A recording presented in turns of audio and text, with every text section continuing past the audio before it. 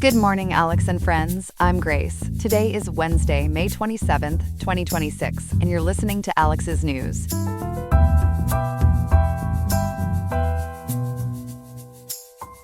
The high in Riverside today is 67.0 degrees, and the low will be 55.0. It is shaping up to be a fairly mild and comfortable day for the region.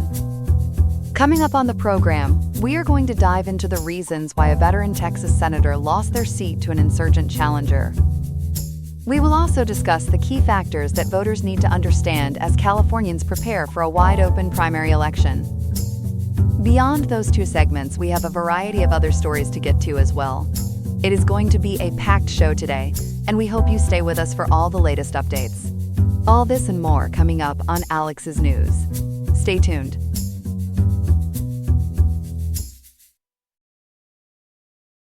Good morning, everyone. We're starting today with a political earthquake out of Texas that could reshape the battle for the U.S. Senate this fall. Ken Paxton, the state's attorney general, just took down a four-term incumbent in the Republican primary runoff. Here to walk us through it is our political reporter, Ethan. Ethan, good to have you. Good morning, Grace. Yeah, this is one of those races political watchers will be talking about for years. On May 26th, just one day ago, Paxton defeated Senator John Cornyn by a stunning 25-point margin. He pulled in 63.4% of nearly 903,000 votes cast. For an incumbent senator to lose by that kind of spread, it's almost unheard of in modern Texas politics. 25 points is a blowout. So what changed between the March primary and last night's runoff? That's the fascinating part. Back in March, Cornyn actually led the field, but he couldn't clear the 50% threshold required under Texas rules, which forced this runoff. Between then and now, the dynamics flipped completely. A lot of analysts point to two big factors, and the first one is a late, decisive endorsement from Donald Trump.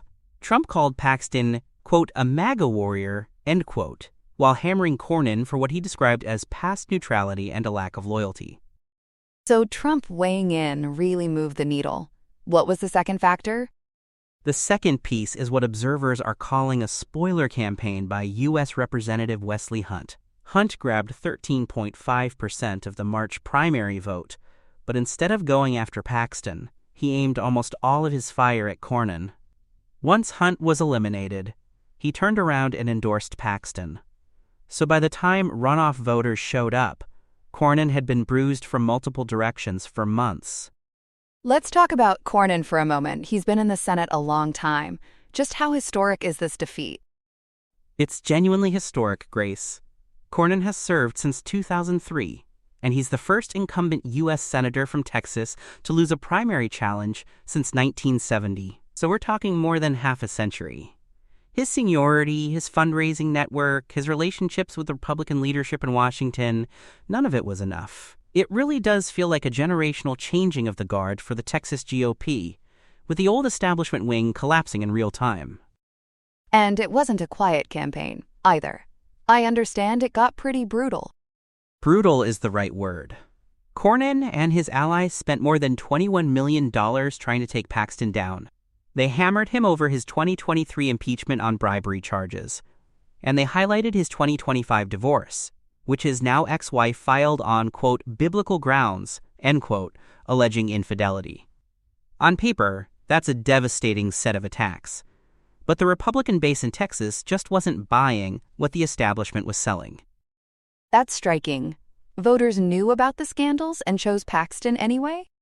They did, and that tells you a lot about the mood inside the party. The base appears deeply skeptical of establishment figures, and they viewed those attacks less as disqualifying facts and more as proof that the old guard was desperate. Paxton leaned into being the outsider candidate the party leaders feared. And honestly, the more Cornyn's allies spent, the more it seemed to harden Paxton's support, rather than erode it. Let's turn to November. Paxton now faces a Democrat in the general. Who is he? His opponent is Democratic State Representative James Tallarico, and he's already framing this race as, quote, a moral choice, end quote. Tallarico is leaning heavily into Paxton's personal and legal controversies, the impeachment, the divorce, the infidelity allegations, basically the same material Cornyn used, just packaged for a general election audience. And there are early signs it might be landing differently with a broader electorate than it did with primary voters. Is there polling yet that shows how that's playing out? There is, and it's eye-opening. Recent polling from Texas Public Opinion Research shows Tallarico leading Paxton by 5 points, 46% to 41%. The driver in that survey is a strong lead among independent voters, who appear much less forgiving of the scandals than the Republican base was. Now, it's still very early, and Texas remains a tough state for Democrats, but a Democratic lead in a Senate poll there is the kind of number that makes both parties pay attention. And the national race rating folks have already noticed, right? They have. The Cook Political Report has officially downgraded the contest from likely Republican to lean Republican. That might sound like a small shift in the jargon, but in practical terms, it means Cook now sees this as a competitive race rather than a safe Republican hold. For a seat that Republicans were counting on as a layup, that's a meaningful change in the landscape this cycle. So how is the rest of the Texas Republican Party reacting to all this? Are they falling in line?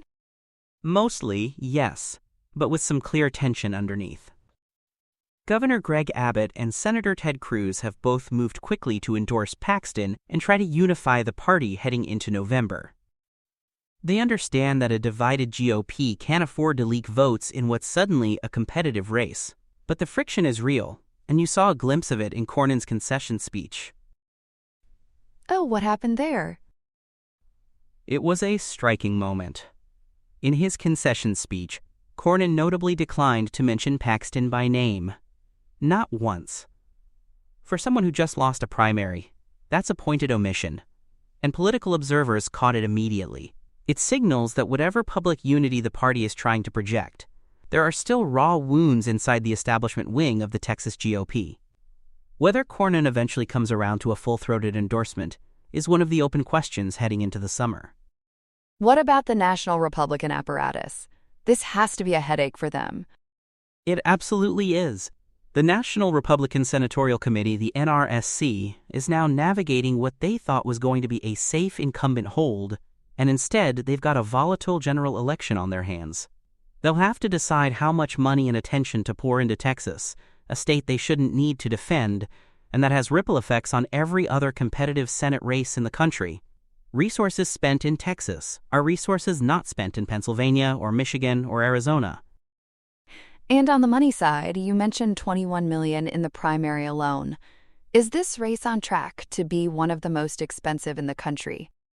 It already is, Grace.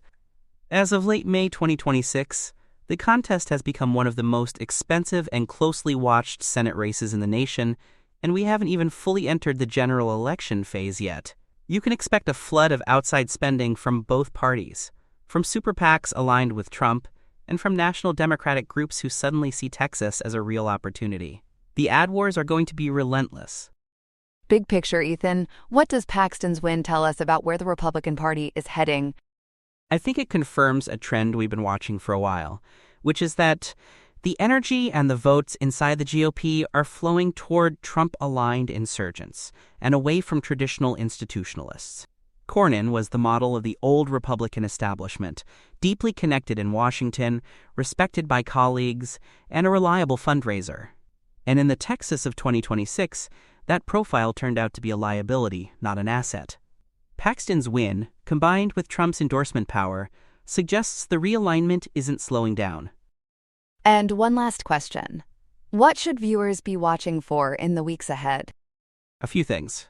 First, whether Paxton can broaden his appeal beyond the Republican base, because the polling shows he's got real work to do with independents. Second, whether national Democrats invest seriously in Tallarico, which would confirm they see Texas as winnable. And third, how Cornyn and his network ultimately play this. If they sit on their hands, that could quietly cost Paxton votes in November in a race that already looks tighter than anyone expected. Fascinating reporting, Ethan. Thanks so much for breaking it all down for us this morning. My pleasure, Grace. It's a story that's going to keep evolving. That's our political reporter, Ethan, on the stunning defeat of Senator John Cornyn in Texas. We'll have much more news right after this break. We're back, and with California's June 2nd primary election just 1 week away from today, the political landscape out west is wide open. Voters are facing a packed ballot, a crowded governor's race, and a few jaw-dropping scandals. Here to break it all down is our reporter, Chloe. Chloe, good morning. Good morning, Grace. It really is a remarkable moment out here. As of today, May 27th, 2026, 92% of California voters still haven't returned their ballots. Reporting from Cal Matters, KPBS, and SFGATE all describes the race as, quote, wide open, end quote. And with Governor Gavin Newsom's seat up for grabs, the stakes couldn't be higher. So let's start at the top. Who's actually running to replace Newsom? There are 61 candidates on the ballot, Grace, which is part of why this is such a free-for-all. Cal Matters notes the field opened up when heavyweights like Vice President Kamala Harris and Senator Alex Padilla declined to run. The frontrunners include former U.S. Health and Human Services Secretary Xavier Becerra, former Fox News host Steve Hilton on the Republican side, and billionaire Tom Steyer. You've also got former Representative Katie Porter, San Jose Mayor Matt Mahan, State Superintendent Tony Thurmond, former LA Mayor Antonio Villaraigosa, and Riverside County Sheriff Chad Bianco. That's quite a lineup. Where does the polling stand right now? The latest tracking polls, commissioned by the California Democratic Party and conducted by EVITARUS, put Steve Hilton in the lead at 22%. Xavier Becerra is right behind at 21%, and Tom Steyer sits at 15%. Emerson College and Inside California Politics confirm it's essentially a statistical dead heat. But Cal Matters analysts point out something interesting about the timing of these numbers. What do you mean by that? Well, California uses a top two primary system, established by Proposition 14 back in 2010. That means the top two vote-getters advance to November regardless of party. So in a deep blue state where Democrats outnumber Republicans 2-1, showing a Republican in the lead may be a strategic urgency tactic. The Democratic Party wants to drive turnout and consolidate voters behind Becerra to avoid what insiders call a Republican lockout, or an expensive Democrat versus Democrat general election. Smart politics. But this cycle hasn't just been about polling, has it? There have been some serious scandals. That's right, Grace. The biggest bombshell came in mid-April, when former Representative Eric Swalwell, once considered a frontrunner, withdrew from the race. CNN and the San Francisco Chronicle reported on allegations from several women, including a former staffer and tech entrepreneur, Luna Drews. The claims involve sexual assault, drugging, and unsolicited explicit messages. Multiple investigations are now active. And which agencies are looking into this? 3 major investigations are underway, Grace.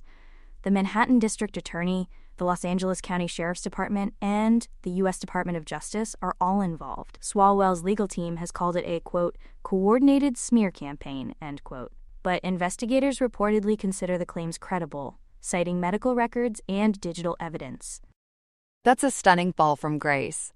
What about Tom Steyer? You mentioned he's also facing scrutiny. Yes, the billionaire is being investigated by the California Fair Political Practices Commission, or FPPC.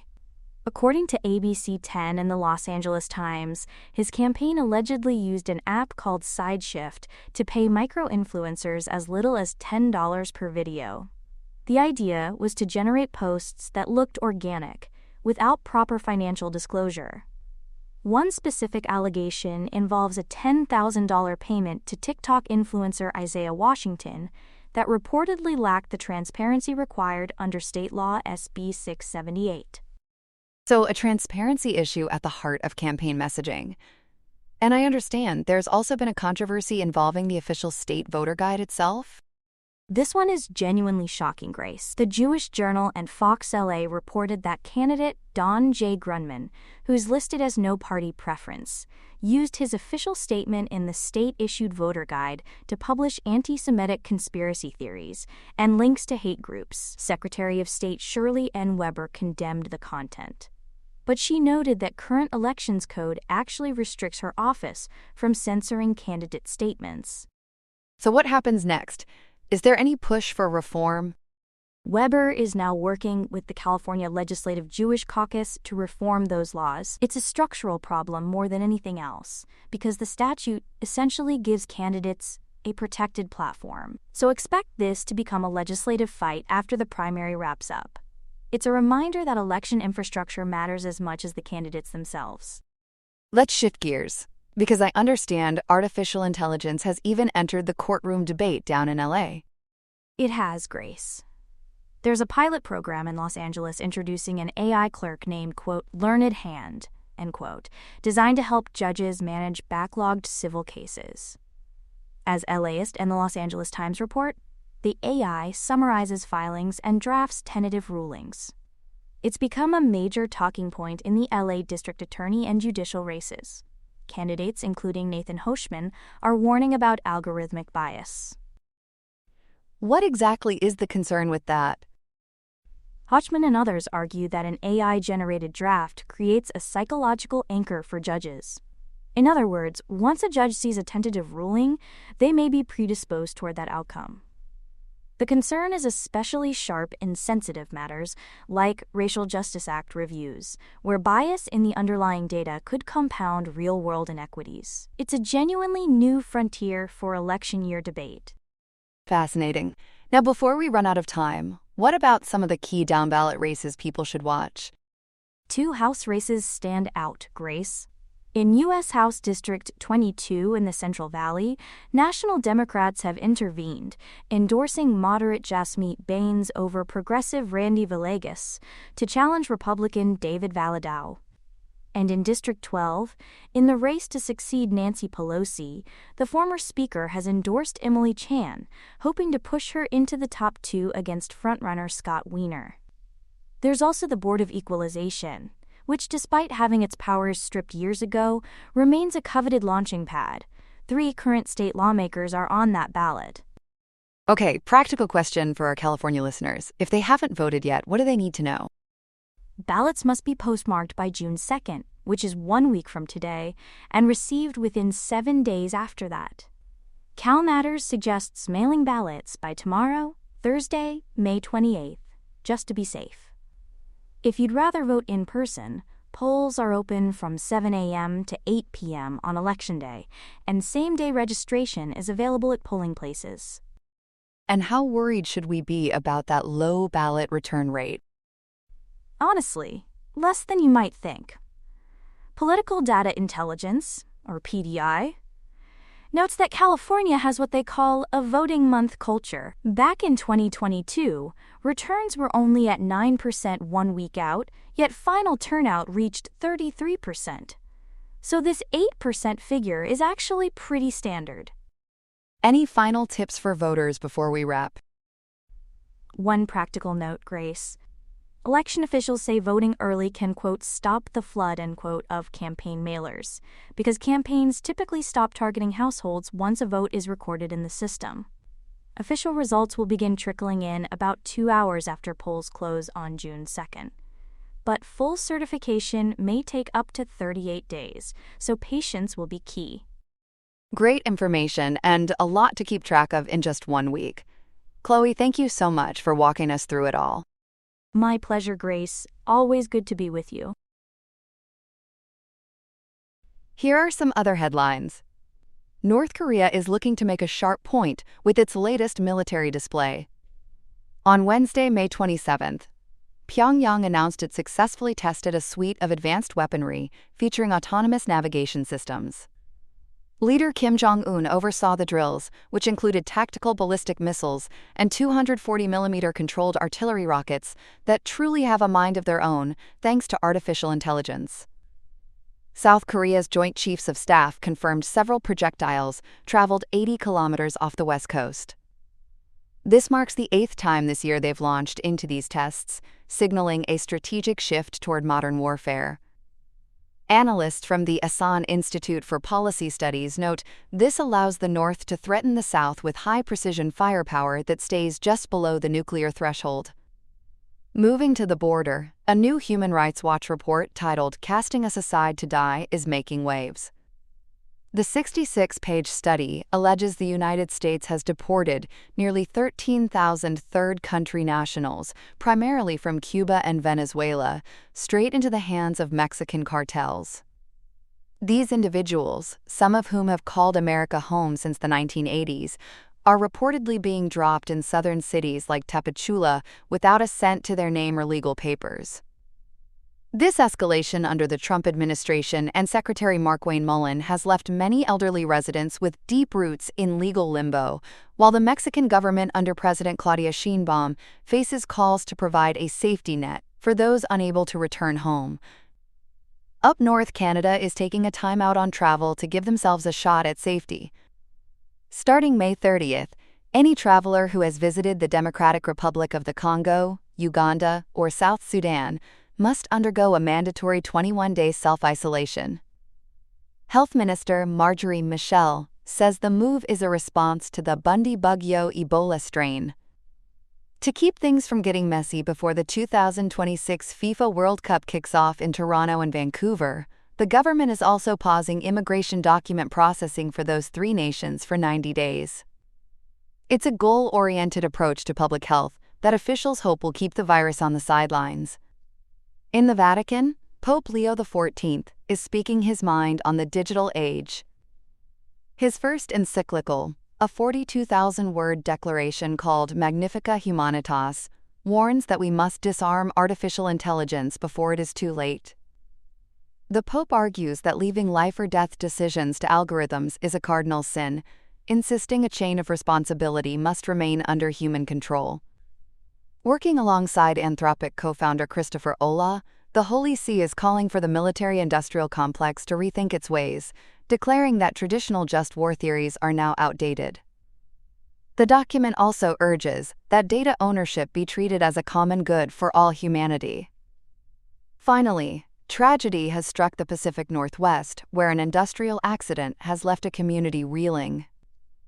On Tuesday morning, a massive tank at the Nippon Dynawave packaging mill in Longview, Washington, imploded, spilling 900,000 gallons of corrosive white liquor. The collapse killed at least one worker, while 9 others remain missing in the wreckage. 9 more individuals are suffering from severe chemical burns, with critical cases being rushed to Portland. While the situation is still fluid, responders are working to stabilize the remaining 90,000 gallons of caustic liquid. Senator Patty Murray is promising to pore over the details of this disaster as OSHA begins its investigation. That's all we have for now. Today's episode was made by Alexander King with Claude Opus 4.6, Gemini Pro 3.1, Gemini Flash 3, and Google Cloud Text-to-Speech. I hope you have a great day. I'll see you tomorrow, Alex.